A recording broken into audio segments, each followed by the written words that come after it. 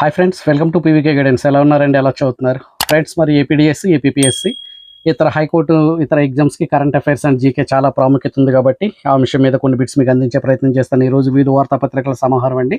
ఇందులో మొదటి బిట్, భారత్ పాకిస్తాన్ సైనిక ఘర్షణలో S-400 air defence missile system ఈ కీలక పాత్ర పోషించింది. ఇది తెలిసిందే. ఇది ఏ దేశం నుంచి దిగుమతి చేసుకున్నాము అనేటువంటిది మొదటిది. అంటే రష్యా నుంచి S-400 air defence missile system కీలక పాత్ర పోషించింది. ఇది రష్యా నుంచి మనం దిగుమతి చేసుకున్నాం. ఇటీవల పాకిస్తాన్ సైనిక ఘర్షణలో చాలా విజయవంతమైనది.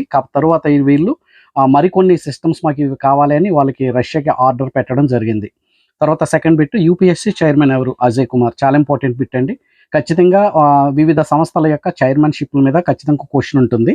అలాగే ఇటీవల కేంద్ర ప్రభుత్వం ఏ తేదీని జాతీయ ఆయుర్వేద దినోత్సవంగా ప్రకటించింది? సెప్టెంబర్ 23వ తేదీని జాతీయ ఆయుర్వేద దినోత్సవంగా ప్రకటించింది. ఫోర్త్ బిట్, ఇటీవల సుప్రీంకోర్టు ప్రధాన న్యాయమూర్తిగా ప్రమాణ స్వీకారం చేసిన జస్టిస్ బిఆర్ గవాయ్ ఎన్నవ చీఫ్ జస్టిస్ ఆఫ్ ఇండియాగా ఎన్నికయ్యారు? 52వ చీఫ్ జస్టిస్ అండి ఈయన. తర్వాత 2వ దళిత ప్రధాన న్యాయమూర్తి. తర్వాత మొట్టమొదటి బుద్ధిస్ట్ అనమాట అండి, తొలి బుద్ధిస్టు, 2వ దళిత ప్రధాన న్యాయమూర్తి, 52వ చీఫ్ జస్టిస్ అనమాట అండి బిఆర్ గవాయ్. తర్వాత ఇటీవల పాకిస్తాన్లో ఏ భూభాగం నుంచి స్వతంత్ర ఏర్పాటువాదులు తమకు తాముగా స్వాతంత్ర్యం ప్రకటించుకున్నారు? బలూచిస్తాన్ అండి. బలూచిస్తాన్ వారు ఒక పక్క భారతదేశంకి పాకిస్తాన్కి వారు జరుగుతూ ఉన్న టైంలో అటు నుంచి బలూచిస్తాన్ వారు కూడా పాకిస్తాన్ మీద తిరుగుబాటు మొదలైంది. తర్వాత ఇండియా స్వదేశీ పరిజ్ఞానంతో తయారు చేసిన కౌంటర్ డ్రోన్ సిస్టమ్ పేరు ఏంటి అంటే భార్గవాస్త్ర. విజయవంతంగా ప్రయోగించారండి ఇది. భార్గవాస్త్ర పేరు గుర్తుపెట్టుకోవాలి. స్వదేశీ పరిజ్ఞానంతో తయారు చేసిన కౌంటర్ డ్రోన్ సిస్టమ్. తర్వాత బిట్టు, కెనడా నూతన ప్రధాని ఎవరు? Mark Carney. కెనడా నూతన ప్రధాని మార్క్ కార్నీ అండి. తర్వాత భారతదేశం తొలిసారిగా 3 నానోమీటర్స్ చిప్ డిజైన్ సెంటర్ ఎక్కడ ప్రారంభించింది? నోయిడా, బెంగళూరులో ప్రారంభించింది. భారతదేశం తొలిసారిగా 3 నానోమీటర్ చిప్ డిజైన్ సెంటర్ ఎక్కడ ప్రారంభించింది అంటే 2 సెంటర్స్ అంటివి, నోయిడా అండ్ బెంగళూరులో ప్రారంభించింది. ఇవన్నీ ఈరోజు వార్తాపత్రికల బిట్సేనండి. ఇవన్నీ కూడా ఈ రోజువే. కాబట్టి మీరు మ్యాగజైన్స్ అంటే డిఎస్సి మీరు రాసేటప్పటికి ఇవి ఇటు ఏ మ్యాగజైన్లో కూడా రాదు. డిఎస్సి ఎగ్జామ్ స్టార్ట్ అయిపోయేటప్పటికండి ఈ బిట్స్ అన్నీ కూడా మీకు మ్యాగజైన్స్లో ఉండవు. విజేత కాంపిటీషన్స్లో కానీ లేకపోతే షైన్ ఇండియాలో కూడా వారు కవర్ చేయరు. వారు తర్వాత దాంట్లో వస్తాయి. కాబట్టి ఒక్కసారి మీరు ఇవి ఒకసారి చూడండి. అలాగే తర్వాత బిట్ ఇంకొకటి, ఆపరేషన్ కగార్ అంటే ఏంటి? ఆపరేషన్ కగార్ అనేటువంటిది భారతదేశం మావోయిస్టుల ప్రాబల్యం తగ్గించేటటువంటి దిశలో చర్యలు చేపట్టింది. అంటే మావోయిస్టుల ఏరువేత అనేటువంటిగా పెట్టిందనమాట అండి. ఇది ఆపరేషన్ కగారు, గుర్తుపెట్టుకోవాలి.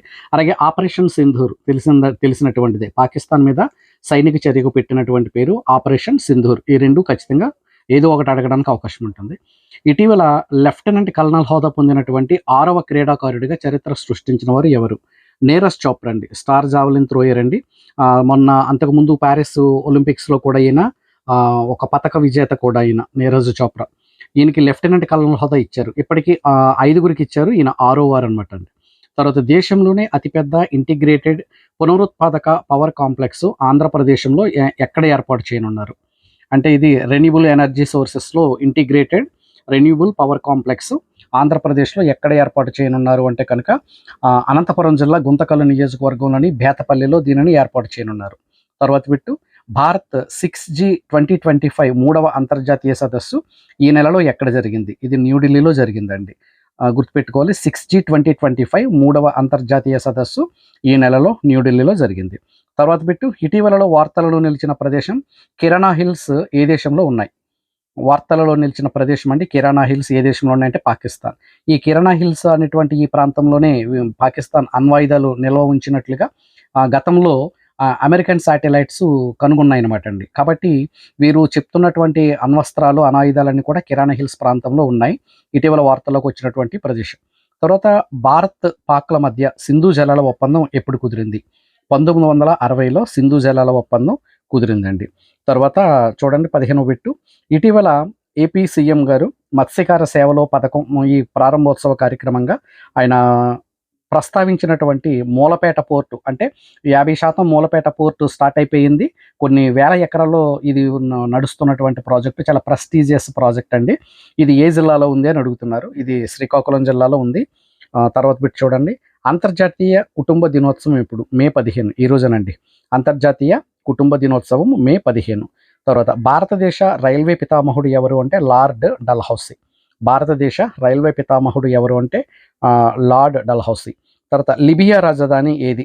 రాజధానులు, దేశాలు రాజధానుల మీద డిఎస్సిలో ఖచ్చితంగా క్వశ్చన్ ఉంటుంది. లిబియా రాజధాని ఏది అంటే ట్రిపోలి అండి. ట్రిపోలి అనేటువంటిది. ఇక్కడ ఈ లిబియాలో ఉన్న ఉద్రిక్తతల కారణంగా ఈరోజు వార్తాపత్రికల్లో ఈ ఈ లిబియా అనేటువంటిది ప్రాధాన్యత ఉంది. కాబట్టి ఫ్రెండ్స్ చూసారు కదండి. అలాగే నా గత వీడియోలో కూడా కరెంట్ అఫైర్స్ బిట్స్ చేస్తూనే ఉన్నాను.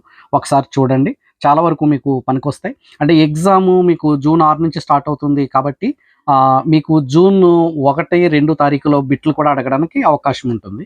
కాబట్టి అప్పటికి మ్యాగజైన్స్ రావండి. కాబట్టి మీరు ఖచ్చితంగా వార్తాపత్రికల నుంచి మాత్రమే కొన్ని బిట్స్ కరెంట్ అఫైర్స్ కానీ జీకే పాయింట్ ఆఫ్ వ్యూలో మీరు కవర్ చేసుకోవాల్సి ఉంటుంది.